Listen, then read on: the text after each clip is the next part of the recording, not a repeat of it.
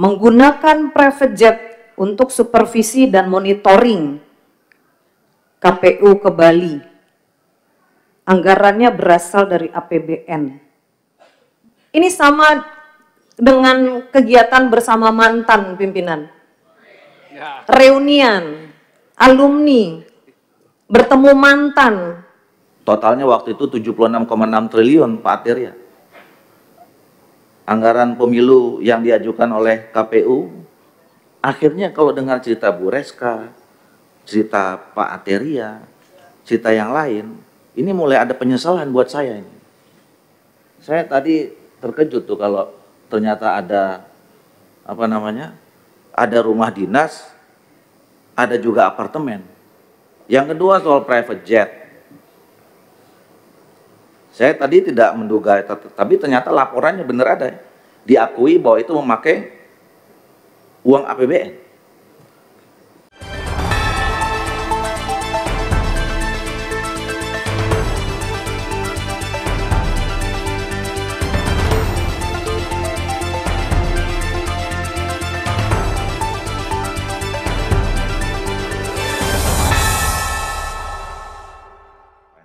Bu Reska. Baik, terima kasih pimpinan. Terhadap KPU, walaupun ketuanya keluar, hari ini hadir 4 komisioner KPU.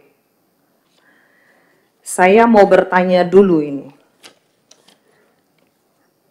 Terkait dengan film yang dibuat oleh KPU, ini filmnya sudah 2 nih Ketua. Pertama, Kejarlah Janji, yang kedua, Tagihlah Janji. Kita nggak tahu nih apa ada lagi film ketiga, keempat atau berikutnya.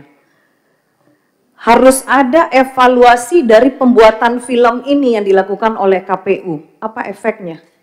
Kalau nggak ngapain keluarin uang?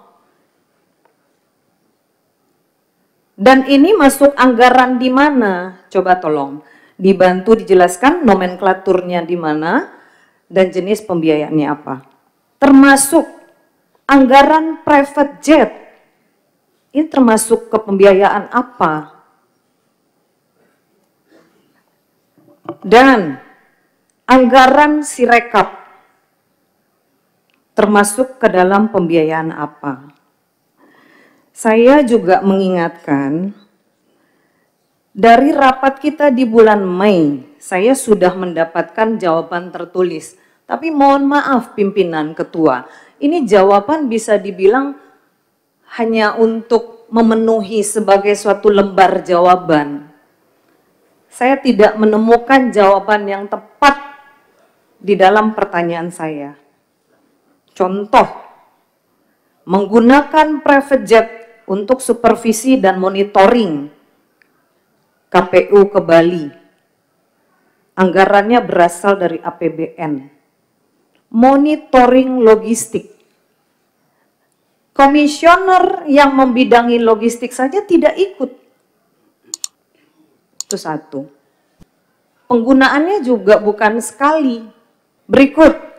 Kalau Bapak sampai mendetail barang itu harus sampai di KPU Kabupaten ataupun TPS, berarti KPU Pusat tidak mempercayai KPU Provinsi ataupun Kabupaten Kota.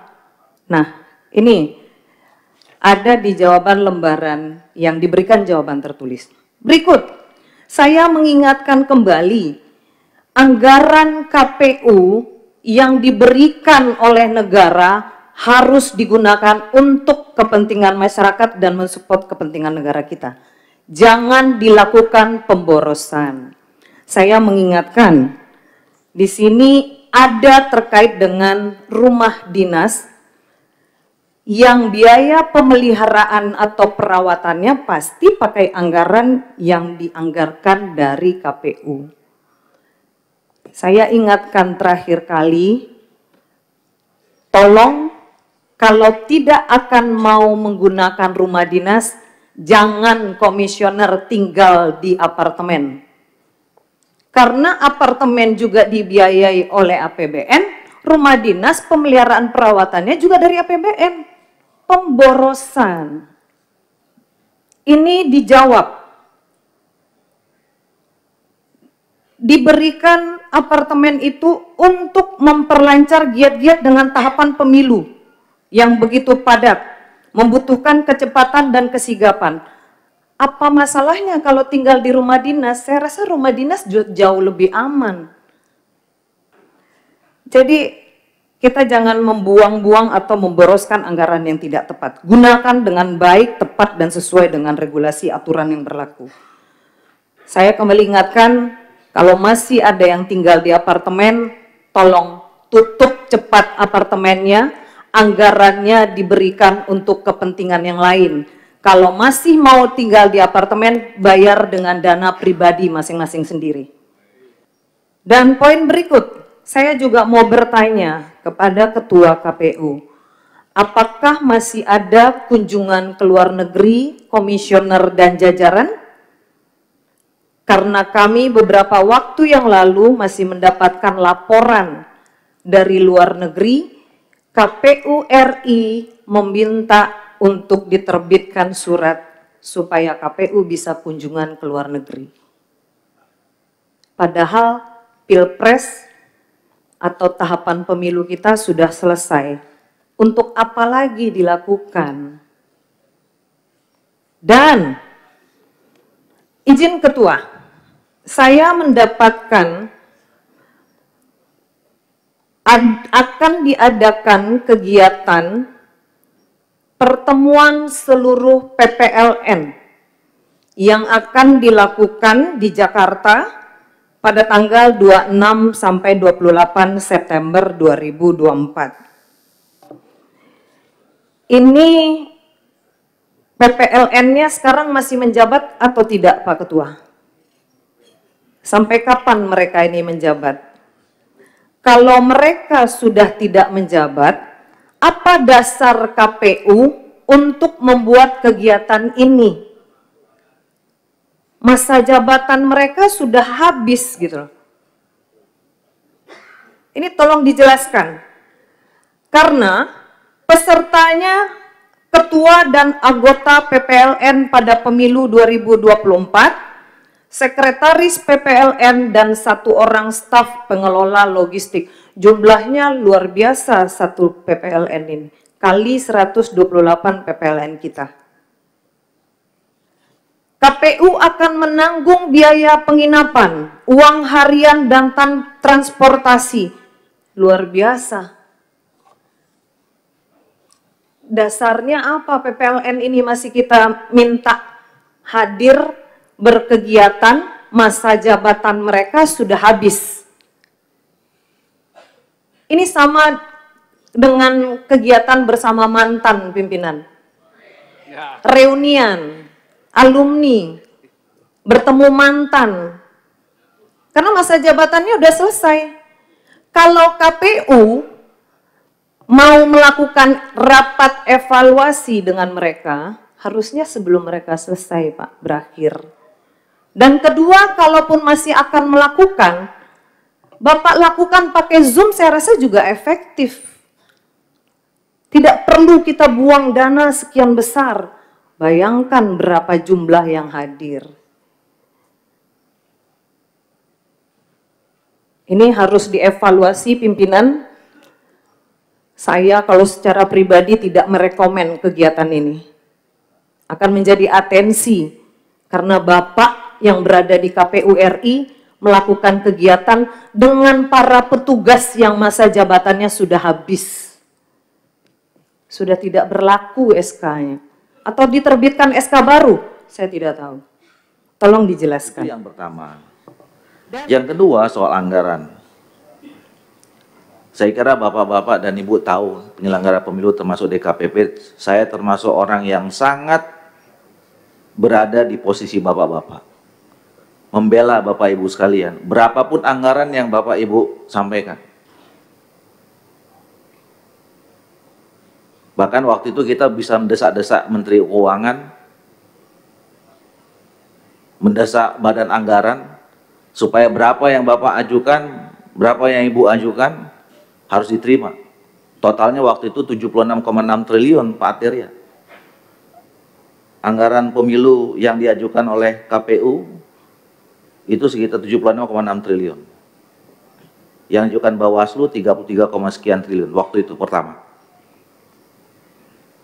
Saya kenapa waktu itu yang menjadi pembela Bapak Ibu, karena saya merasakan apa yang dirasakan oleh bapak-bapak penyelenggara pemilu di tingkat bawah itu. Kita minta supaya honornya itu ditambah. Tapi akhirnya kalau dengar cerita Bu Reska, cerita Pak Ateria, cerita yang lain, ini mulai ada penyesalan buat saya ini. Karena menurut saya ternyata anggaran yang kita perjuangan itu membuat gaya hidup Bapak Ibu itu jadi mewah semuanya. Saya tadi terkejut tuh kalau ternyata ada ada rumah dinas, ada juga apartemen. Nanti saya nggak tahu, coba Pak Sekjen klarifikasi itu benar nggak itu? Satu. Yang kedua soal private jet. Saya tadi tidak menduga, tapi ternyata laporannya benar ada. Diakui bahwa itu memakai uang APBN.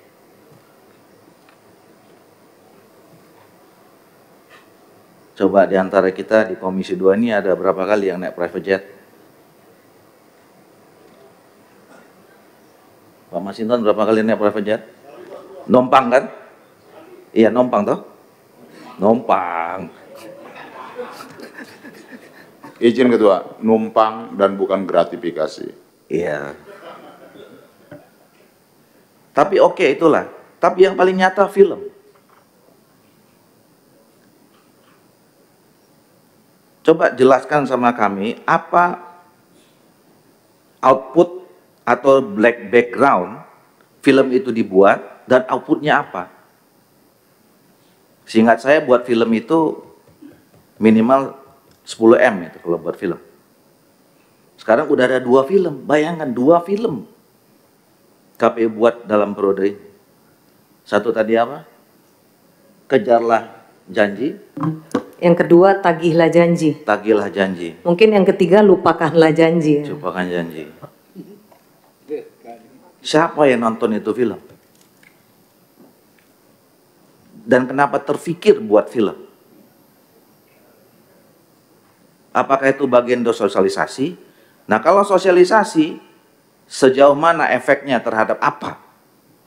Terhadap partisipasi publik, terhadap pemahaman publik tentang pemilu, atau apa?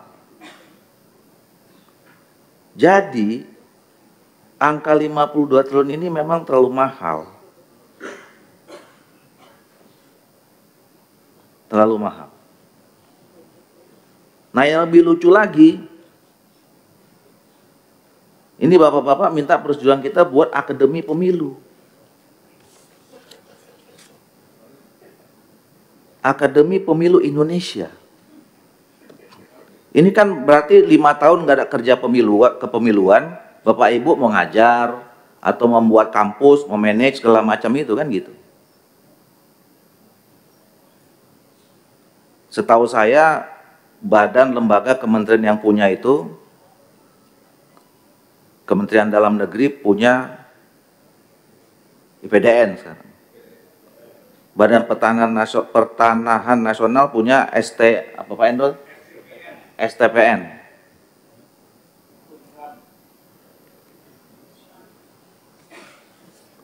Maksudnya ini kan menunjukkan Bapak Ibu kelebihan duit mau buat akademi. Pertanyaan saya, di undang-undang ada nggak perintah penyelenggara pemilu buat sekolah? Tugas utama bapak-bapak itu adalah pelaksana undang-undang. Di undang-undang itu ada nggak Bapak disuruh buat sekolah? Dengan gagahnya itu kesimpulannya nih. 2 kali lagi. Di terakhir juga disebutkan, kami mohon, kami berharap kepada Komisi 2 DPR agar memberikan persetujuan alokasi pagu anggaran dan usulan kegiatan baru yaitu pendirian Akademi Pemilihan Umum Republik Indonesia. Mau bisnis, Pak?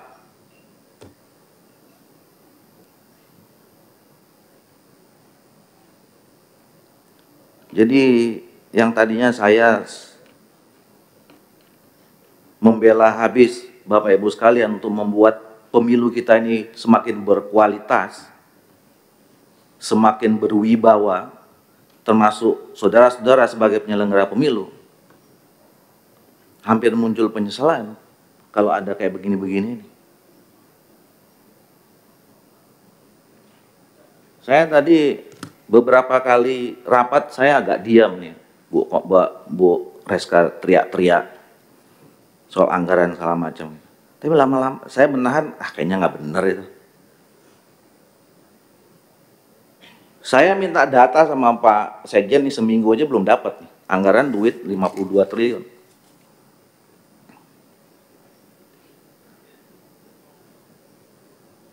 Cuma minta data di TPS di tempat saya berapa, nggak dapat tuh Pak.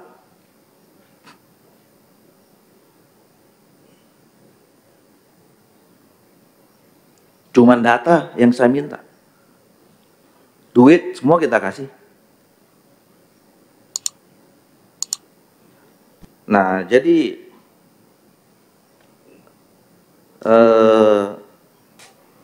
saya tidak tahu ya, nanti kesimpulan kita ini apa. Kalau kita bilang tidak disetujui, Komisi 2 tidak menyetujui, mungkin yang terancam pelaksanaan pilkadanya.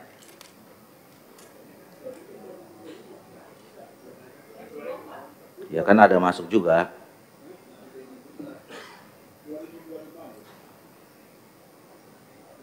Disetujui, kita nggak tahu, nanti jangan-jangan ada buat 2 film lagi nanti.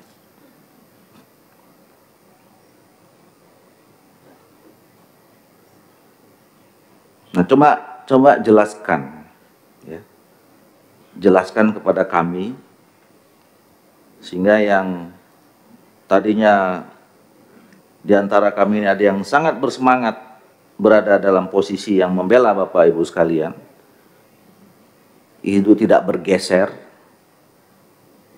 ya mulai ragu-ragu, itu kembali trusted, kembali percaya.